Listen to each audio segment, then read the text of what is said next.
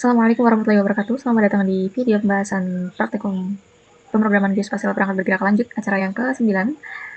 Saya Zidni Harsanidai dengan 2351893 MSW 23096 akan membawakan sedikit pembahasan dan juga demonstrasi dari hasil praktikum yang dibuat dengan judul acara React Native Bottom Tabs Navigation.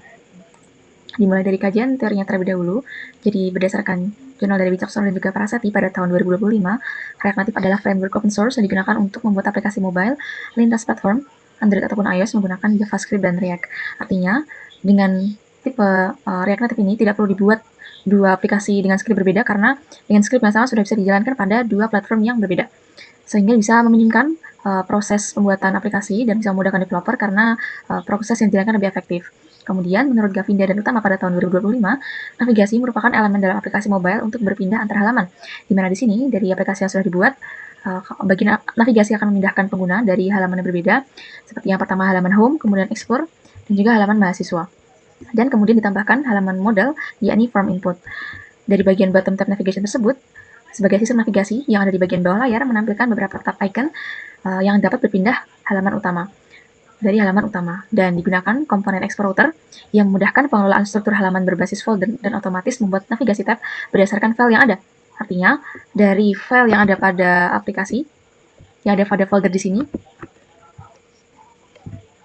di bagian tabs yang terdiri dari bagian explore, index, mahasiswa, kemudian form input misalnya, dari situ karena ada export router, jadi bisa memudahkan pengelolaan struktur halaman dari setiap folder di tabs ini akan dibuat halaman sendiri-sendiri menggunakan export router.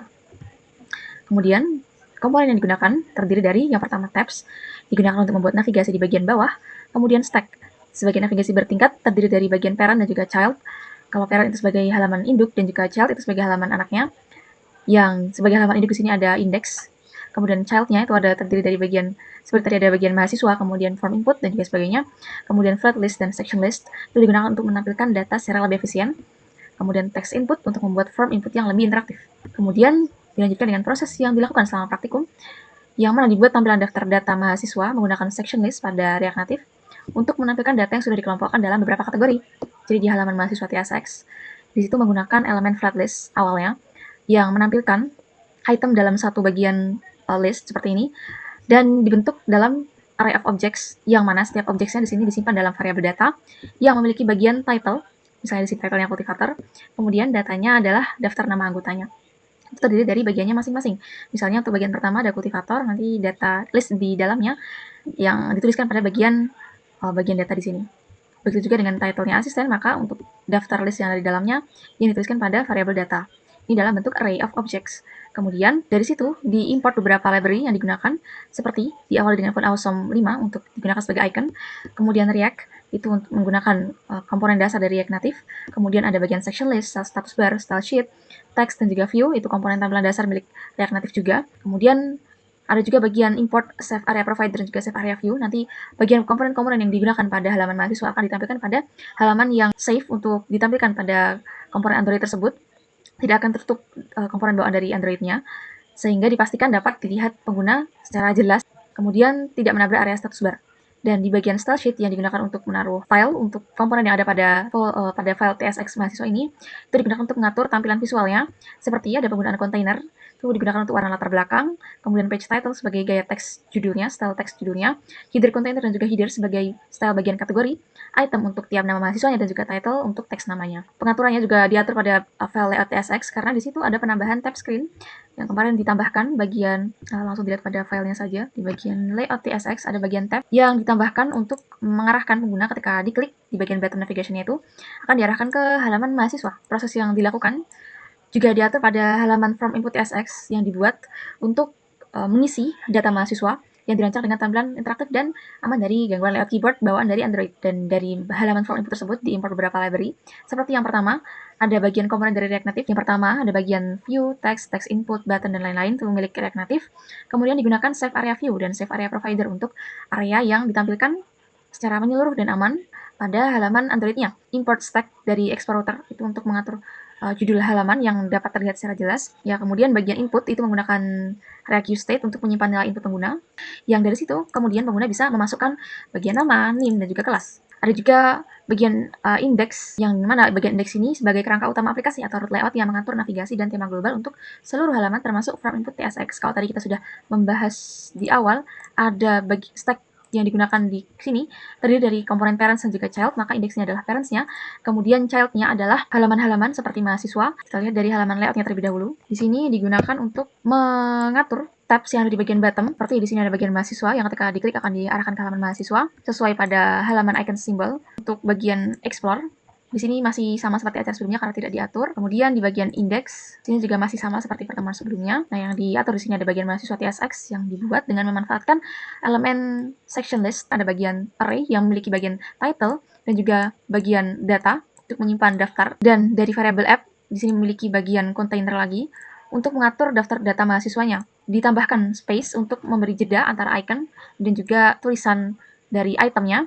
Kemudian akan di-render dengan menggunakan style yang ada di bagian style sheet di sini. Misalnya di sini menggunakan section title, artinya yang dipanggil adalah style title yang ini. Kemudian bagian selanjutnya adalah layout TSX. Bagian layout TSX ini menambahkan bagian stacks seperti yang dikatakan sebelumnya tadi. Kalau stack akan membuat halaman baru dari setiap halaman folder yang ada pada bagian tabs. Misalnya di sini untuk tabs menyimpan halaman mahasiswa dan juga form input, explore dan juga index itu akan disimpan sebagai tabs, kemudian modal itu akan menambahkan halaman baru, yakni form input, karena ketika diklik nanti akan diarahkan ke halaman form input untuk mengisi data mahasiswa. Bagian form input tadi seperti yang sudah dijelaskan pada PPT, ada beberapa library yang digunakan.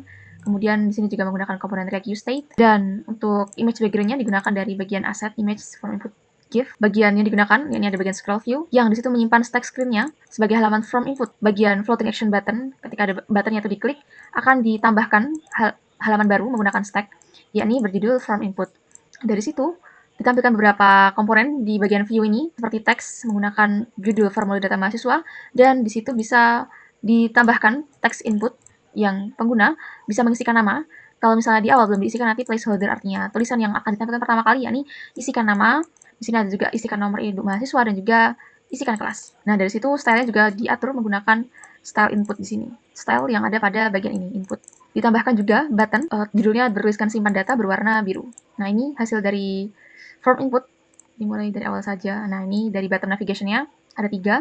Ini sudah ditambahkan tab screen-nya untuk mahasiswa. Dari bagian induknya, untuk stack itu adalah index yang terdiri dari ketiga bagian child page-nya, ada home, explore, dan juga mahasiswa. Home seperti kemarin masih sama, kemudian bagian explore ini sebagai mahasiswa yang menggunakan section list, bagian title, kemudian ini ada bagian variabel data, ini sebagai header. Kemudian kalau dari home dan explore, karena kemarin sudah ada floating action button, di bagian parallax scroll view, itu karena kemarin sudah ditambahkan floating action button, di sini saya mencoba menambahkan router yang akan mengarahkan ke halaman from input ketika diklik. Bagian ini tidak perlu membuat rute secara manual yang akan mengatur pengarahan bagian halaman-halamannya. Ditambahkan router push yang kalau diklik akan mengarahkan ke halaman from input. Demonstrasinya misalnya ketika diklik, nah diarahkan ke halaman from input. Di sini ada container yang memiliki bagian header, kemudian bagian nama, name, dan juga kelas. Isikan nama induk mahasiswa, dan isikan kelas itu sebagai placeholder yang kalau kita mulai mengisikan value di dalamnya akan disimpan secara langsung dan menghilangkan placeholder sebagai tampilan awal kontainer ketika belum diisikan input dari pengguna.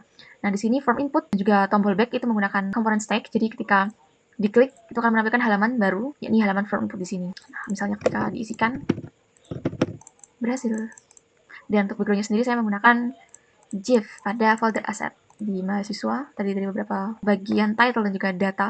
Nah, dari demonstrasi tadi ditemukan beberapa kendala. Yang pertama, bahwasanya ikonnya tempat tidak muncul karena belum didaftarkan pada file icon symbol TSX, sehingga solusinya menambahkan mapping icon baru dalam variabel mapping di icon symbol TSX.